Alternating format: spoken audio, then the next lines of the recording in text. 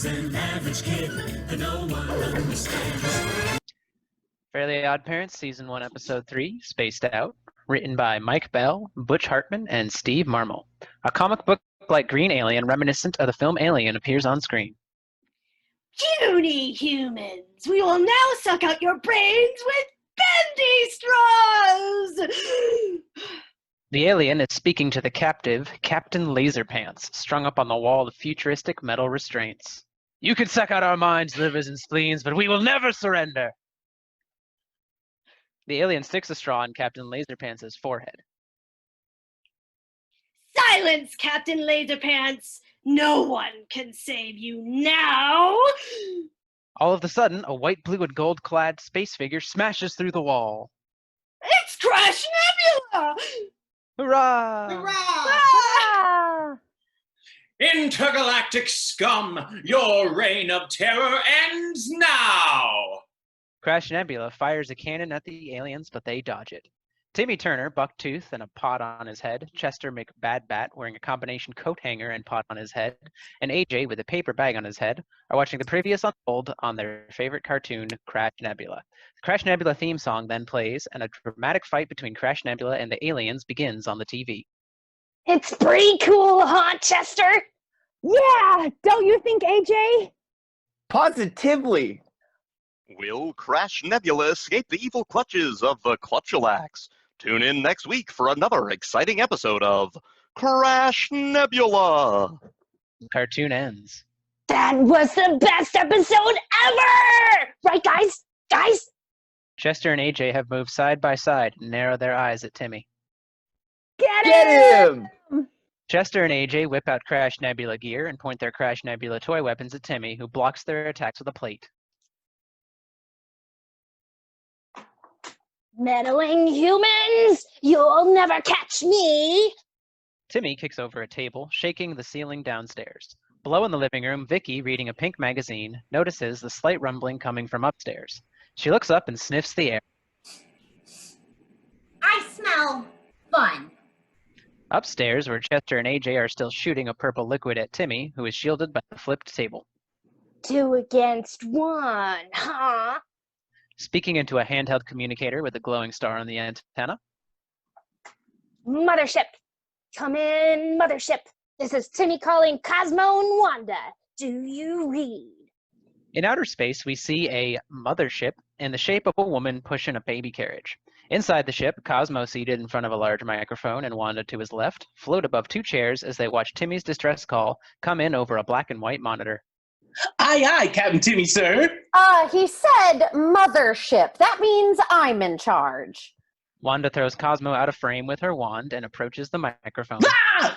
Awaiting orders, your super macho-ness. I need firepower! You got it, kiddo. Wanda crosses her legs and puts her hand behind her head. More firepower, lackey! Cosmo's now wearing an apron and dusting a console behind Wanda. I want a fathership next time. Cosmo poofs Timmy into a Crash Nebula suit with a giant cannon in the arm slot, which Timmy promptly uses to shoot a giant hole in his bedroom wall after Chester and AJ dodge it, losing their headgear in the process. Cool! Killer crash suit, dude! Yeah, wherever did you get it? Internet. Cool. Now all we need is an alien, and we can reenact episode 621 of Crash Nebula. Cosmo and Wanda poof back into their fishbowl. I wish we had an alien monster to play with. Cosmo and Wanda wave their wands, and an alien, green-skinned, tentacled, with a dome containing its brain appears in front of Chester and AJ. It wiggles his legs menacingly. Great job on the alien, you guys! It's so lifelike! Chester's pulling on the alien's tentacles as AJ pokes it repeatedly in an area that is literally just below his belt. Of course it is.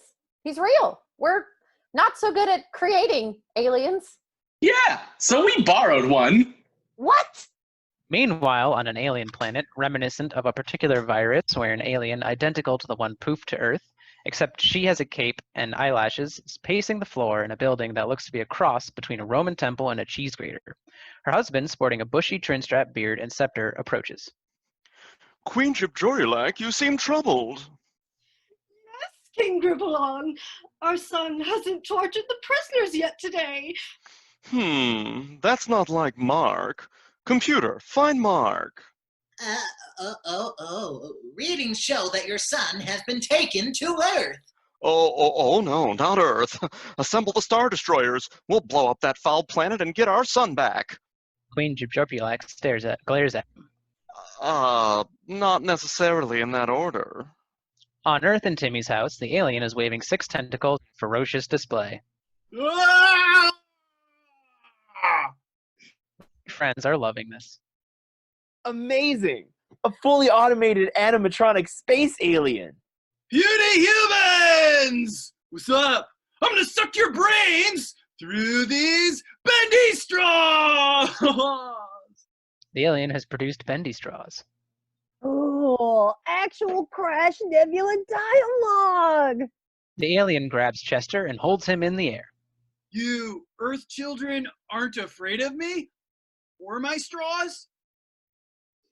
Hey, authentic alien bad breath. Vicky bursts into the room. The alien drops Chester. I'm telling you for the last time, keep it quiet up here! Timmy, Chester, and AJ are shaking with fear. She's terrified the children in a way I could not. The alien stares at Vicky dreamily with little hearts surrounding its head. You with the stupid alien costume, you're out of here! Vicky grabs the alien by the tentacle and walks it out the room. But, Vicky! You can play with your geek buddy after you clean this room! Oh, she's so forceful! Vicky slams door as she pulls the alien out of the room. On board an alien spaceship, the king and queen are blasting every planet in sight. You wouldn't have to blow up all these planets if you just stopped for directions. Quiet, I'm still the king around here. King of getting lost. Silence. In the fishbowl, as goldfish, Cosmo and Wanda are watching this scene from a mini-TV. Timmy, Chester, and AJ are cleaning Timmy's room. Psst, Timmy! What is it? We have good news and bad news. What's the good news? The alien we got you is actually a prince from the dreaded war planet Yugovatania. And his parents are on his way to destroy the Earth and rescue their son. What's the bad news? Oh, wait. That was the bad news. Then what's the good news? I found a nickel. Cosmo produces a nickel. Okay then. I wish the alien was back home. Cosmo and Wanda wave their wands, but their wands do not light up. Well, is he gone? More good news, Nickel Boy. My nickel! Cosmo clutches Nickel tightly, slams the door. It seems our alien prince has fallen in love with Vicky, and the rules say we can't interfere with true love. Cosmo pops out of the castle. We've got to talk to the alien out of loving Vicky. Chester and AJ staring at Timmy in his conversation with his goldfish. Dude, are you talking to your fish? Yes, guys, we need to get the alien away from Vicky. It's a collectible. Superlative. So why would she take it? She's not even a fan. She'll probably sell it to buy makeup and other girl stuff. Let's go. Chester and AJ don their earlier bag and pot. Mark is dusting the living room table while Vicky is lounging on the sofa. You know, I could sell your stupid costume for makeup and other girl stuff. Vicky, the fear you instilled in the young ones was enchanting. You talk funny. You from Europe or something? I am a war prince from Yugopatamia! My name is Mark. Ugh. You're a foreign exchange student. Take off that stupid costume. Does this form not please you? Ugh, look. If you want to please me so much, why don't you make me a chocolate shake? Chocolate? That's like the foulest substance known on my planet! Ah! You rock! Mark goes into the kitchen while admiring Vicky. More hearts surround his head. He re-enters the doorway to offer one more parting wave of his tentacle. Think a handkerchief out the window of a moving train in late 1940s Britain. Mark is in the kitchen blending up a chocolate milkshake. Chester and AJ suddenly in the room. Alien toy! We're here to save you from Vicky! I do not wish to be saved from Vicky. Vicky's the foulest, most evil creature of the universe. Oh no, isn't she awesome?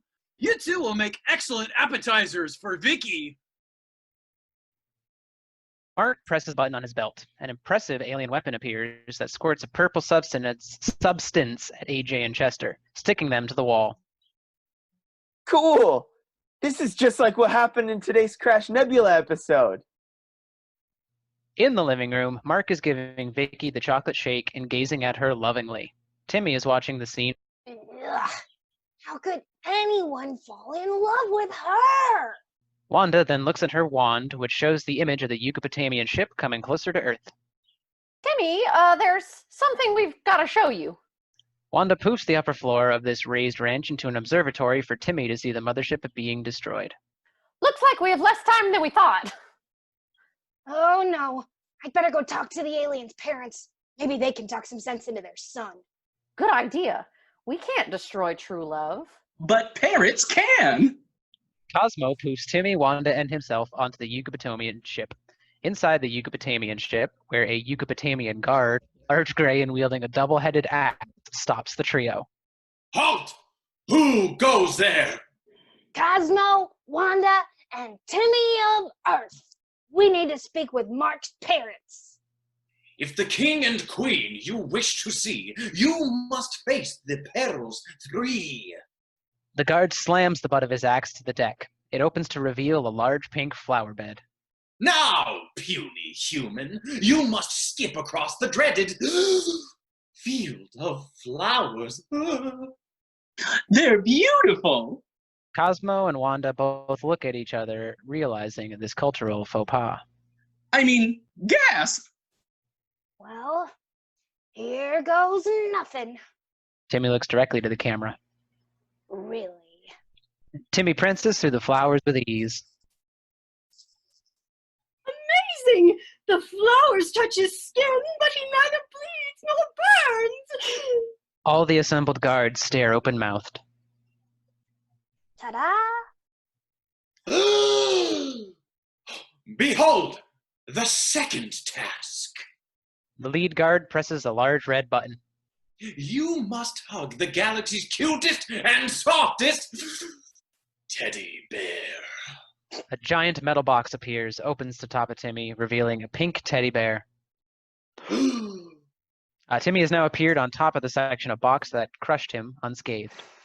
You can do it, Timmy! The fate of the Earth depends on it! Oh, all right. Timmy hugs the teddy bear tight. I love you! The Yucatanian guards panic, and the glass encasing their brain shatters from the shock. The lead guard is cowering behind his axe. We don't understand!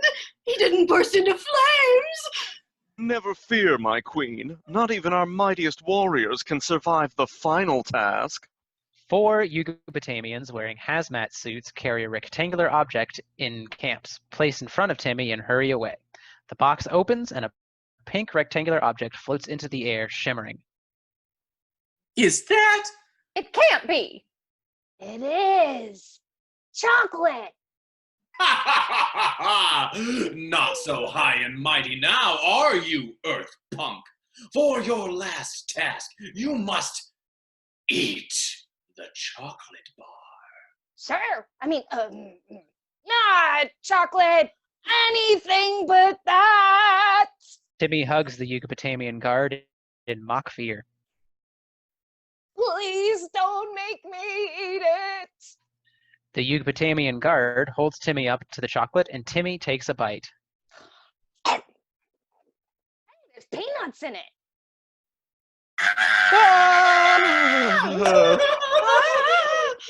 All the other guards pass out. The lead guard's cranial dome is broken. You are truly the foulest creature in the universe. You may speak to the king and queen. A mere child has passed our toughest test. Your kind are very powerful indeed. Oh, please don't hurt us. We just want our son back. Timmy, candy crunching warrior of Earth, have good news and bad news. Cosmo produces his earlier nickel. The good news is I've named my nickel Philip. And what's the bad news? It's a girl nickel! There's a problem with an Earth girl. He's fallen in love with her. With my race of flower-skipping, bear-hugging, chocolate-eating warriors, will not stand for this! We'll talk to Mark. We'll set him straight. Just don't eat the chocolate again! Ah! Back at Timmy's house, Mark enters the kitchen holding a bendy straw. Okay, dudes, things aren't going so well with Vicky, so I've decided to suck out your brains and give them to her as gifts. You can suck out our minds, livers, and spleens, but we will never surrender! Silence, puny earth children! No one can save you now! Timmy kicks open the back door. Tim Nebula! Intergalactic scum, your reign of terror ends now! Timmy squirts Mark with purple substance with no effect. Excellent! Another brain I can give to Vicky! Mark's shadow looms over Timmy. Vicky is in the living room, drinking her milkshake when the doorbell rings. Oh, what now? Vicky opens door and sees King Gripulon and Queen Jipjorilak in bad human disguises. Hello. We're Mr. and Mrs. Chang, and we've come to pick up our son, Mark. In the kitchen, Mark is grabbing Timmy off the floor. Mark, get out here! My beloved calls me! Jumps up and I'll be back to suck out your brains in a moment. Later! at the front door. Mother! Father! What are you doing here? Mark, enough of this foolishness. It's time to go, pal. I cannot go with you, for I am in love with Vicky. Mark grabs Vicky, wraps his tentacles around her torso, and squeezes her hard. She turns blue. You see, she taught me something today. It does not matter how hideous you are on the outside, but how evil Mark slams Vicky to the ground for emphasis. and vicious you are on the inside. Right? Am I right? Vicky is dazed as stars appear from her head. Well, if you're in love... King Gripulon sees Timmy biting a flower's petals off and gets scared again. No, son, it will never work. She's not from where we're from. You mean Europe? King and Queen look to each other confused. Okay. Mark, listen to your father and go back to the ship. I mean, car. Whatever. Mark drops Vicky, and he, King Gripulon, and Queen Jipjorilak gets into the Yucatania spaceship and blasts off. I'll never forget you, Mark. A foreign exchange student from Europe. Hey, I found a nickel. A shrunken Cosmo and Wanda pop out from Vicky's hair. Philip! Inside Timmy's house, Chester and AJ, having freed themselves from the wall, and joined Timmy at the front door. Timmy, that was the best game of Crash Nebula ever! Dude, you rock! Thanks, guys. Will Timmy's secret ever be exposed? We reveal that several Yucatanian kids are watching Timmy's adventures on their TV screens. Will Cosmo and Philip the Nickel ever be reunited? Tune in next week for another exciting episode of The Fairly Odd Parents. Cool! The alien children take a synchronous bite of their alien breakfast cereal. Iris to black. Finn.